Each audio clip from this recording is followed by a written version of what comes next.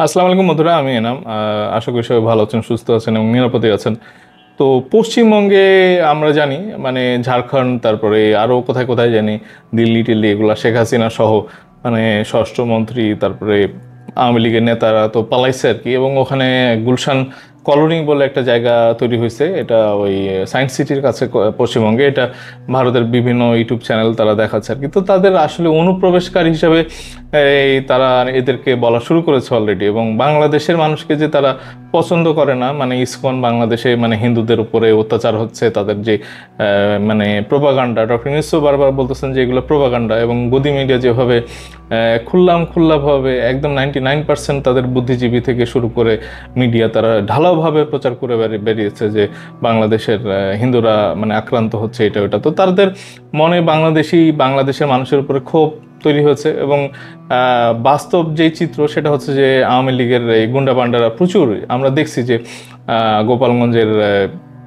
ফরিদপুরের ছাত্রলীগের একদম মানে তৃতীয় শ্রেণীর যে নেতা আর কি, পাতি নেতা, মানে ডি গ্রেডের যে হচ্ছে যে ছাত্রলীগের কর্মী, সেও এক সময় মানে 1,000 কোটি টাকা পাচার করতে গিয়ে ধরা খাইছিল আর কি। তো তাদের কাছে এত সম্পদ, মানে ওই গোপালগঞ্জ, টুঙ্গিপাড়া, তারপরে কি বলে মানে ভাঙ্গা, এইসবে যেসব আওয়ামী লীগের নেতাকর্মী আছে, তো তারাই আসলে ওই এক একটা জেলা কিনে নিতে পারে, তাদের কাছে এত সম্পদ। এবং আমরা জানি যে মানে বাংলাদেশ থেকে প্রায় $150 বিলিয়ন বা আরও বেশি তারা টাকা লুট করে নিয়ে গেছে, মানে বাংলাদেশকে আসলে একদম শূন্য খালি করে দিয়ে গেছে। এবং আমরা দেখছি যে রিসেন্টলি ইডির মানে তারা যেই তাদের একটা বাহিনী আছে, মানে তারা এরকম 17টা জায়গাতে তারা অভিযান চালিয়েছিল এবং বাংলাদেশ থেকে প্রায় 1,500 টাকার এরকম ট্রাঙ্কে ট্রাঙ্কে ক্যাশ টাকা নিয়ে ধরা পড়তে আমরা দেখছি আর কি, মানে এই গোপালগঞ্জের মানে ছাত্রলীগ, যুবলীগ এরা আর কি। তো ওখানে ভারত বিদ্বেষী তো আমাদের বাংলাদেশে আছি আর কি। আমরা ভারতের পণ্য বয়কট করেছি, ভারত ইন্ডিয়া বয়কটের আন্দোলন আমরা করেছি, এখনও আমরা বলতে চাই যে ভারত মানে ইন্ডিয়া বয়কট আমরা করি আর কি। তো তারা আসলে বাংলাদেশকে পছন্দ করে না, কোনোভাবেই তারা করেনি এখন পর্যন্ত, করছে না, এরকম একটা চিত্র আমরা দেখি। এবং দেখেন রিসেন্টলি 2 দিন আগে কি বলে বাংলাদেশিরা যে এখন ওখানে আছে, একটা বড় সংখ্যক আছে, এবং গদি মিডিয়ার যে প্রচার এবং মানে মোদি এবং মমতার যে বর্ডার খুলে দিয়ে তাদেরকে আশ্রয় দেওয়া। এবং দেখেন, আপনারা খেয়াল করে দেখেন যে গত 2 মাস 3 মাসে কিন্তু বর্ডার কিলিং একদম শূন্যের কোঠায় চলে গেছে আর কি। তো এইটা এমন না যে বাংলাদেশের প্রশাসন তাদেরকে চাপ দিয়েছে বা বহির্বিশ্ব চাপ দিয়েছে এবং বিএসএফ খুব ভালো হয়ে গেছে, তা না। তারা এগুলোকে অ্যালাউ করেছে। তারা কোটি কোটি টাকা মানে যারা নাকি বাংলাদেশ থেকে ওই বিচারপতি মানিকের ঘটনা আপনারা জানেন যে মানে ওই পারে পালাতে গিয়ে 70 লক্ষ টাকা তার কাছ থেকে লুট করে নিয়ে যায়। তো এইটা একদম তাদের একটা বাণিজ্য। এবং বাংলাদেশ থেকে তারা যারা ওই পারে গেছে, তো তাদের আসলে যেই টাকা অর্জন হয়েছে, আমরা দেখছি যে 17টা এলাকায় তারা অভিযান চালিয়ে প্রচুর মানে বাংলাদেশি টাকা তারা উদ্ধার করছে। তো তাদেরকে আসলে অ্যারেস্ট করেও নিয়ে গেছে। তো তাদের কাছে তো ওই যে ব্যাংক অ্যাকাউন্টে টাকা আছে বা ওখানে হুন্ডির মাধ্যমে তারা যে টাকা নিয়ে গেছে, তো এইগুলো তো আসলে সব ভারতের সরকারের। তো এই টাকা তো আর বাংলাদেশে ফেরত আসবে না। তো তাদের এটা একটা মানে সুন্দর একটা ইনকাম। এবং আসলে গো বেচারা আওয়ামী লীগ বা আওয়ামী লীগের কর্মী যারা আছে, মানে শেখ হাসিনা তো শুধু বাংলাদেশের মানুষকেই বিপদের মধ্যে ফেলেনি, তার নেতা কর্মীদের মধ্যেও বিপদে ফেলেছে আর কি। তারা একেবারে বর্ডার খুলে গিয়ে ওই পারে নিয়ে গিয়ে একদম তাদেরকে পুলিশের কাছে তুলে দিচ্ছে বা তাদের কাছ থেকে টাকা পয়সাগুলি লুট করে নিচ্ছে, এরকম আমরা দেখছি।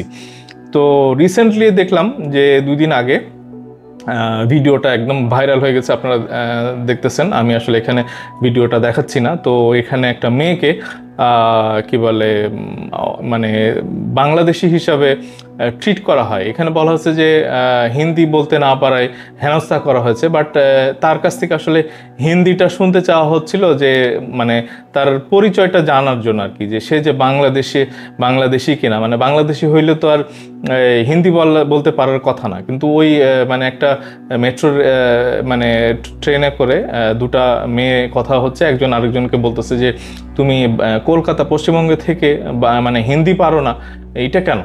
তো এখানে আমরা দেখছি যে মেয়েটার নাম হচ্ছে শক্তিরূপা সাধুকা।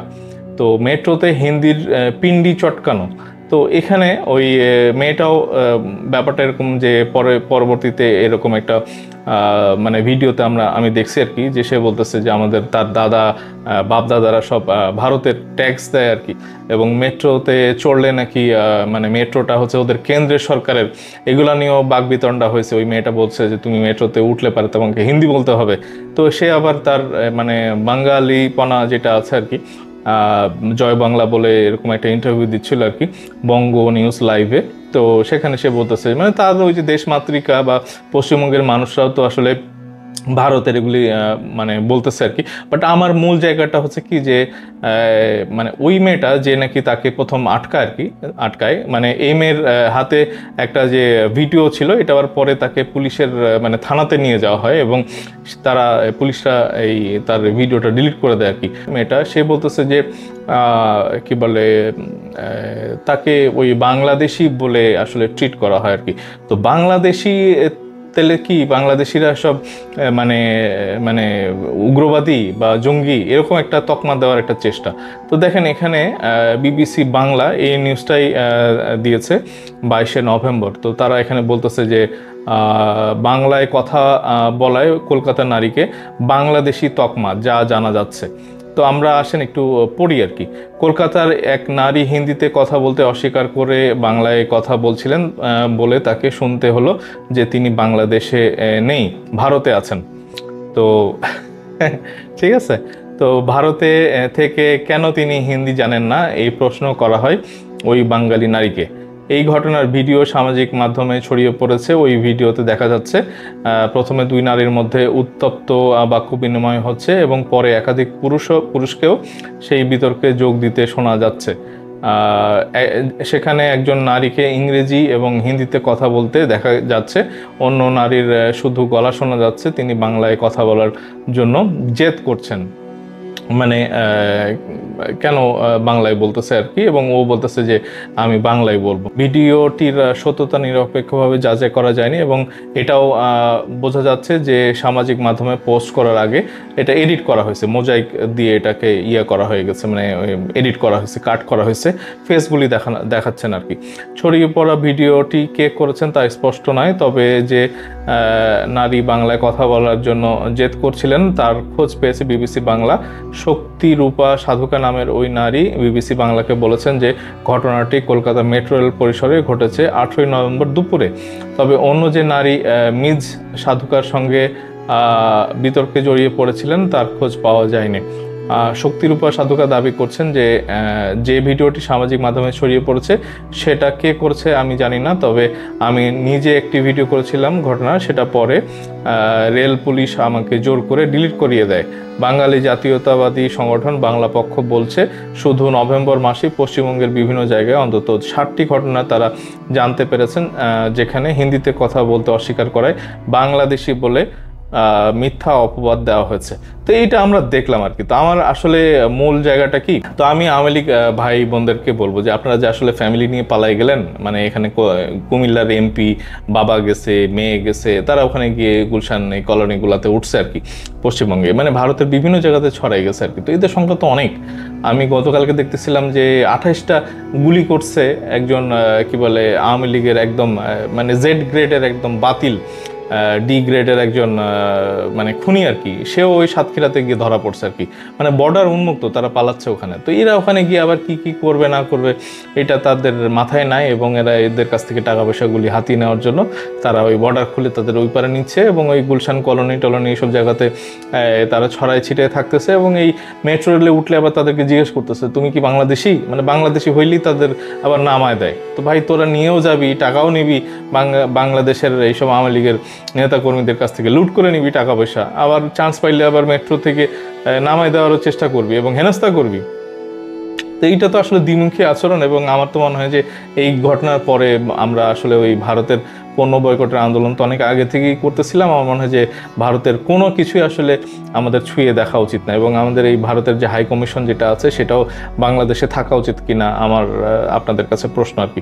তো আপনারা মতামত দেন, এবং বাংলাদেশে থাকলে ওখানে কি সুবিধা। আমরা তো ট্যুরিস্ট ভিসাও এখানে বন্ধ হয়ে গেছে, বাংলাদেশের মানুষ আর ওখানে যায় না, তারপরেও তারা খুঁজে খুঁজে খুঁজে খুঁজে ওদের দেশের মানুষকে তারা আবার বাংলাদেশি বলে তকমা লাগাই দিচ্ছে আর কি। তো এইটা আমাদের বাংলাদেশের স্বাধীনতা সার্বভৌমত্বের উপরেও একটা হুমকি আমার মনে হয়। তো বর্ডার যেভাবে একেবারে পাহারা দিচ্ছে বিজেপি, আরও শক্তি বাড়া দিক, এদেরকে ওই যাতায়াতের পথগুলো যেন বন্ধ হয়ে যায়।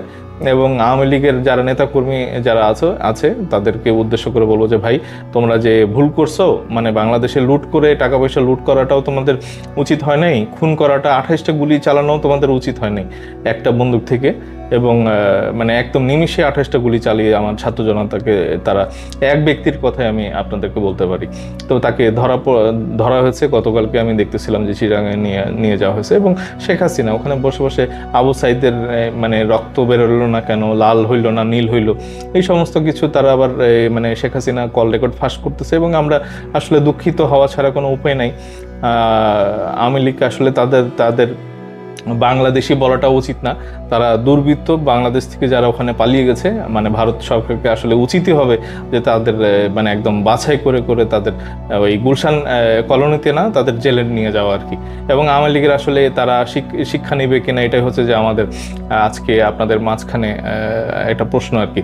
তো এখানে তারা এই শ্রমিক লীগ, রিক্সা চালক লীগ, তারপরে গার্মেন্টস লীগ, তারপরে ওইদিকে হিন্দু লীগ, সনাতন ধর্মের যারা আছে ইসকন লীগ, এইসব নানা রকমের দিক দিয়ে তারা নিজেদের চেহারা পাল্টাচ্ছে। এবং বাংলাদেশে তোমরা যদি থাকতে চাও, একটু সুন্দর সাবলীল হয়ে ভদ্র হয়ে থাকো। মানে শেখ হাসিনা বাংলাদেশের অতীত, তাকে বাংলাদেশ আর কোনোভাবেই বাংলাদেশে মানুষ পছন্দ করবে না যে সে আবার ফিরে আসুক। এবং যদি সে ফিরে আসে, অবশ্যই ইন্টারপোলের মাধ্যমে তাকে ফিরে নিয়ে আসা উচিত, এবং তার বাংলাদেশের মানুষ তাকে যে ফাঁসি দিবে এটা একেবারে অবধারিত, এটার আর কোনো অল্টারনেটিভ নাই।